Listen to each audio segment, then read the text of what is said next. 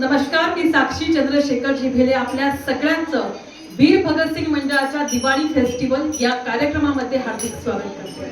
आज वीर भगतसिंग मंडळातर्फे बाईसा भजनी मंडळ यांचं भजन या ठिकाणी आयोजित करण्यात आलेलं आहे। खऱ्या अर्थाने आपल्या महाराष्ट्राची आणि आपल्या भारताची परंपरा ही भजनाची आहे, भगवंताच्या नामस्मरणाची आहे आणि त्याच गोष्टीचा प्रत्यय या ठिकाणी होत आहे। आज वीर भगतसिंग मंडळातर्फे बाईसा भजनी मंडळ यांचं भजन या ठिकाणी होत आहे।